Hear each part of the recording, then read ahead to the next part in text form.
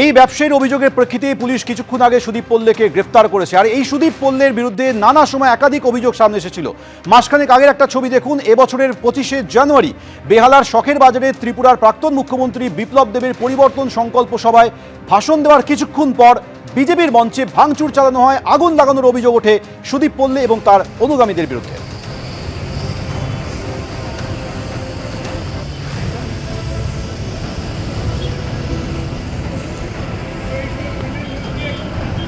পুরো পূর্ব পরিকল্পিত ছিল এই ঘটনা। কাপুরুষের মতো এসে কালকে রাত্রে এই ন্যাক্কারজনক ঘটনাটা ঘটেছে।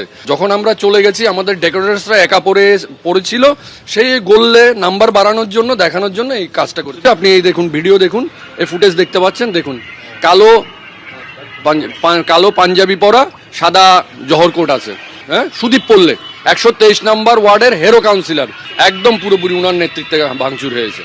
গ্রেফতার বেহালার তৃণমূল কাউন্সিলর সুদীপ পল্লে। 123 নম্বর ওয়ার্ডে তৃণমূল কাউন্সিলর এবং 16 নম্বর বোর্ড চেয়ারম্যান সুদীপ পল্লেকে গ্রেফতার করা হয়েছে। তোলাবাজির অভিযোগে পুলিশ গ্রেফতার করল।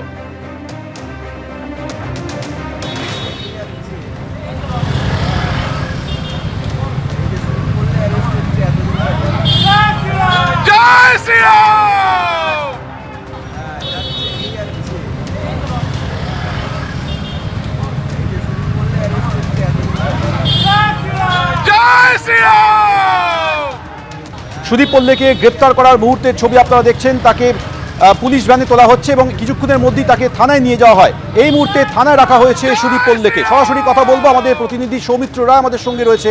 সৌমিত্র, ঠিক কি অভিযোগ সুদীপ পল্লের বিরুদ্ধে রয়েছে, যে অভিযোগ পাওয়ার পর পুলিশ তদন্ত শুরু করলো এবং তারপর গ্রেফতার? সৌমেন, দেখো, শনিবার একটি অভিযোগ দায়ের হয় সুদীপ পল্লের বিরুদ্ধে। যে অভিযোগ, যে এক ব্যবসায়ীর কাছ থেকে 5 লক্ষ টাকা তোলা চেয়েছিলেন এই সুদীপ পল্লে। 5 লক্ষ টাকা তোলা না দিলে তার দোকান ভেঙে গুড়িয়ে দেওয়া হবে, এই অভিযোগ তিনি জানিয়েছিলেন।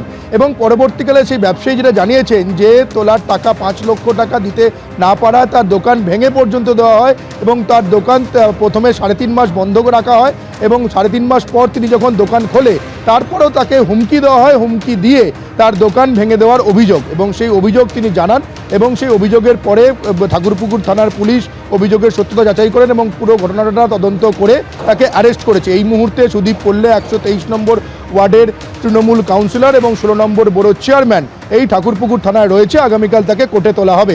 কিন্তু সৌমেন, তোমাকে জানিয়ে রাখি যে এই শুধুমাত্র এই ব্যবসায়ী নয়, আরও এক ব্যবসায়ী যিনি বেহালা এলাকায় জেমস লং সরণিতে তার একটি বাইকের গ্যারেজ ছিল, সেই বাইকের গ্যারেজ চালাতেন, তাকেও সুদীপ পল্লে হুমকি দিয়েছিল, মারধরের অভিযোগ, তার গ্যারেজ ভেঙে দেন, এই অভিযোগ জানাতে এসছেন ব্যবসায়ী। এই মুহূর্তে সেই ব্যবসায়ী ঠাকুরপুকুর থানায় অভিযোগ দায়ের করছেন, তেমনটাই জানা যাচ্ছে। কিছুক্ষণ বাদেই সেই ব্যবসায়ী ঠাকুরপুকুর থানা থেকে বেরোবেন। সেই ব্যবসায়ী যে অভিযোগ জানাচ্ছেন যে তার জেমস লং সরণিতে তার একটি গ্যারেজ ছিল, সেই গ্যারেজ চালানোর জন্য তার কাছ থেকে লক্ষাধিক টাকা তোলা চাওয়া হয়েছিল, একই রকমের অভিযোগ। সেই টাকা তিনি দিতে না পারায় অস্বীকার করেন, সেই টাকা তিনি দেবেন না এবং দিতে তিনি পারবেন না, সমর্থ নন সেই টাকা দিতে। তারপর তাকে হুমকি দিয়ে যাওয়া হয় যে আগামী 7 দিন সময় দেওয়া হয়, যে 7 দিনের মধ্যে সেই টাকা দিতে না পারলে তার দোকান ভেঙে দেওয়া হবে। ঠিক সেই মতো সুদীপ পল্লে 123 নম্বর ওয়ার্ডে যিনি কাউন্সিলর, তিনি তার সেই গ্যারেজ ভেঙে পর্যন্ত দেন, এমনটাই অভিযোগ। সেই অভিযোগ ব্যবসায়ী জানাতে এসছেন ঠাকুরপুকুর থানাতে। ফলে তুমি বুঝতেই পারছো যে 2010 সাল থেকে 2026 সাল টানা তিনি এই তৃণমূলের 100 টিকিটে কাউন্সিলর হন এই 123 নম্বর ওয়ার্ডে। এবং এই যে বেহালা এলাকায় তিনি দাপুটে নেতা হিসেবে পরিচিত ছিলেন। একাধিক অভিযোগ তার বিরুদ্ধে রয়েছে। শুধুমাত্র ব্যবসায়ীদের তিনি যে ভয় দেখিয়ে টাকা আদায়, তোলাবাজির অভিযোগ তা নয়, এছাড়াও অন্যান্য অভিযোগও তার বিরুদ্ধে রয়েছে। তোমাকে যদি ব্যাকগ্রাউন্ড বলে রাখি, তোমাকে বলবো এই সুদীপ পল্লে 2010 সালের পুরসভার নির্বাচনে জিতে কাউন্সিলর হন। তার আগে তিনি বেহালা এলাকার বিভিন্ন বাড়ি বাড়ি ঘুরে সকালবেলা খবরের কাগজ দিতেন এবং তার পারিবারিক একটি দোকান ছিল, সেই দোকান চালাতেন। কিন্তু তারপর থেকেই, অর্থাৎ তিনি 2010 সালে পুরসভা নির্বাচনে জিতে কাউন্সিলর হন, তারপর থেকেই তার এই প্রভাব, প্রতিপত্তি এবং সম্পত্তি বেড়ে যায়।